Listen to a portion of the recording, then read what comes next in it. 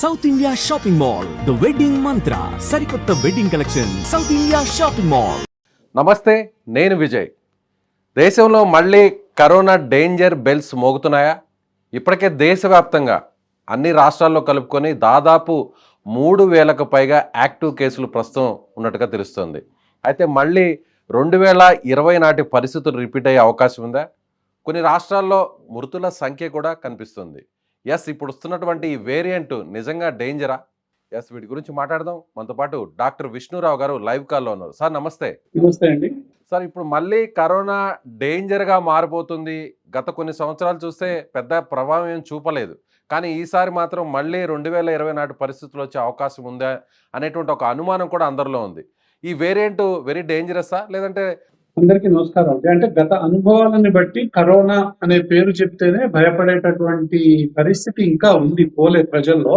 ఎందుకంటే ఆ పాత అనుభవాలు అనేది చాలా భయంకరంగా ఉన్నాయి కాబట్టి. బట్ అట్లాంటి పరిస్థితులు ఈసారి ఉన్నాయి, ఈ వేరియంట్ తో ఉన్నాయి అనేది అయితే ఇప్పటి వరకు దానికి సంబంధించినటువంటి ఇన్ఫర్మేషన్ కానీ డేటా కానీ ఆ విధంగా సూచించట్లేదు.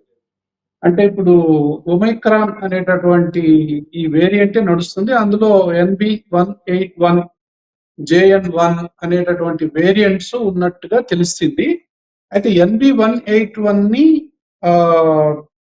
It's a variant under observation అని చెప్పి WHO దాన్ని ప్రకటించింది. అంటే దీని అనుపానువులని గమనిస్తాం.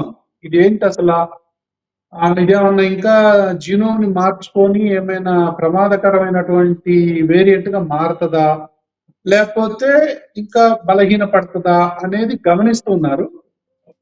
ఇప్పుడు ఇది డేంజర్ కాదా అని చెప్పే పరిస్థితులు లేవు.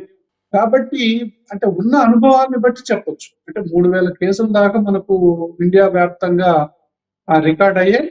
కేరళలో దాదాపు 1,300 కేసెస్ నోట్ అయినట్టుగా మనకు తెలుస్తా ఉంది. ఇంకా మహారాష్ట్ర కానివ్వండి, కర్ణాటక కానివ్వండి, ముంబై కానివ్వండి, ఢిల్లీ కానివ్వండి, ఇంకా అడపా దేశవ్యాప్తంగా కేసులు అనేవి అక్కడక్కడ నమోదవుతా ఉన్నాయి.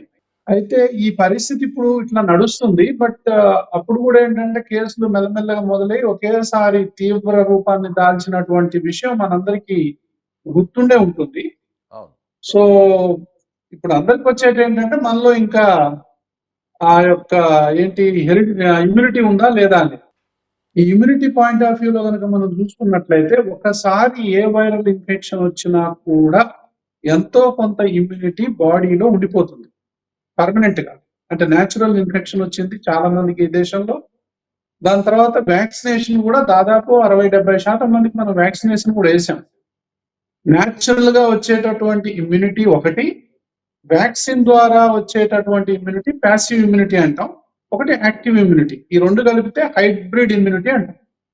సో దేశ ప్రజల్లో చాలా మందికి హైబ్రిడ్ ఇమ్యూనిటీ అనేది ఇప్పుడు ఉంది. అంటే ఏంటి, ఆ టీ సెల్స్, బి సెల్స్ అని మెమరీ సెల్స్ ఉంటాయి, లింఫోసైట్స్ మెమరీ సెల్స్ అని ఉంటాయి మన బాడీలో.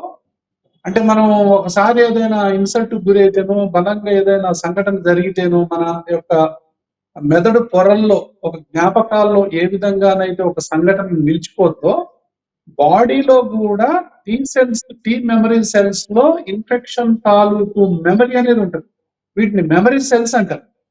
సేమ్ కైండ్ ఆఫ్ వైరస్ మళ్ళీ ఎప్పుడైతే దాడి చేస్తుందో అప్పుడు ఈ మెమరీ సెల్స్ మళ్ళీ తొందరగా యాక్టివ్ అవుతాయి. ఇంతకుముందు టైం తీసుకునేవి, తొందరగా యాక్టివ్ అవుతాయి.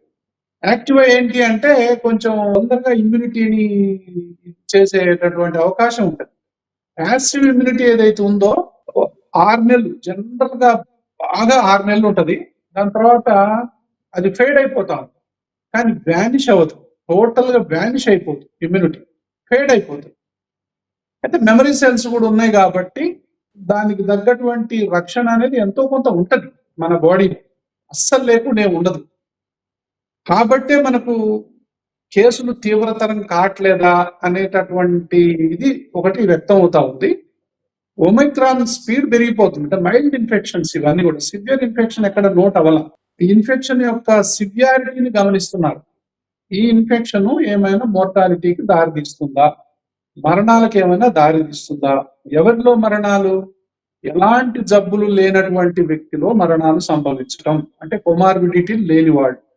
అంటే ఆల్రెడీ 65 సంవత్సరాలు పైబడ్డ వాళ్ళు కాకుండా ఎవరికైతే kidney problems, lung problems, heart problems ఉంటాయో వాళ్ళు కాకుండా ఆల్రెడీ ఆరోగ్యం ఉన్న వాళ్ళల్లో ఈ ఇన్ఫెక్షన్ తన ప్రభావాన్ని ఏమైనా చూపిస్తుందా? అంటే ఒక మంచి యువకుడు ఉన్నాడు.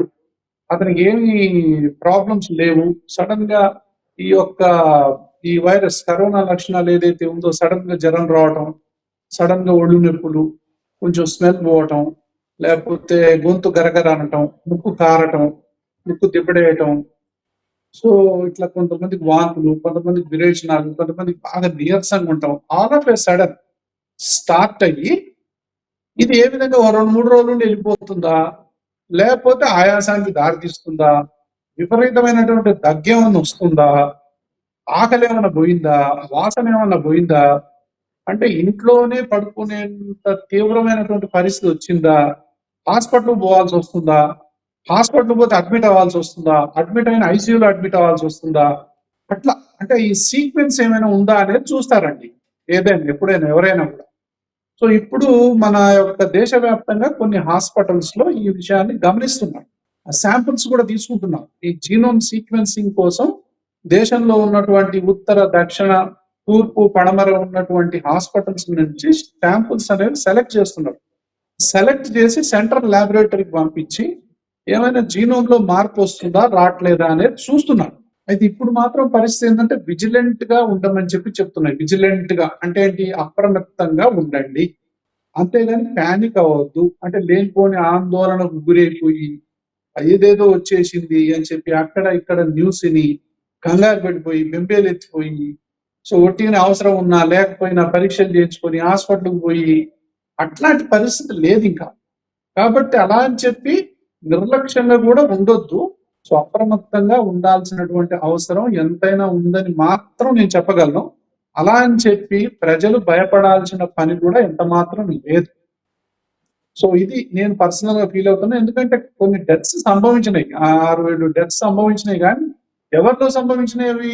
ఆల్రెడీ ఏదైతే జబ్బులు ఉన్నాయో వాళ్ళల్లో ఈ కరోనా వైరస్ కూడా వచ్చి ఆ డెత్ కంట్రిబ్యూట్ చేసి ఉంటుంది. అంతేగాని టోటల్ గా 100% ఇదే కారణమై ఉండకపోవచ్చు. కాబట్టి ఎప్పుడైతే మెజారిటీ అంటే అన్నిటికంటే బలమైన కారణం ఈ యొక్క వైరస్ వల్లనే అంతకుముందు ఏ జబ్బు లేనటువంటి వ్యక్తులకు సీరియస్ అయితే అప్పుడు ఖచ్చితంగా మనం భయపడాల్సిన పరిస్థితి వస్తుంది. కేంద్రమే ప్రకటిస్తుంది, రాష్ట్ర ప్రభుత్వాలు ప్రకటిస్తాయి, మనకు జెన్యూన్ సోర్సెస్ ద్వారా ఇన్ఫర్మేషన్ ఇస్తాయి. అంతే తప్ప ఏదో ఒకటి సోషల్ మీడియాలో వచ్చేస్తుంది లాక్డౌన్ వచ్చేస్తుంది, మొత్తం ప్రజలంతా అప్రమత్తంగా ఉండండి, ఇంకా మొత్తం అట్లాంటి పరిస్థితి అయితే లేదండి.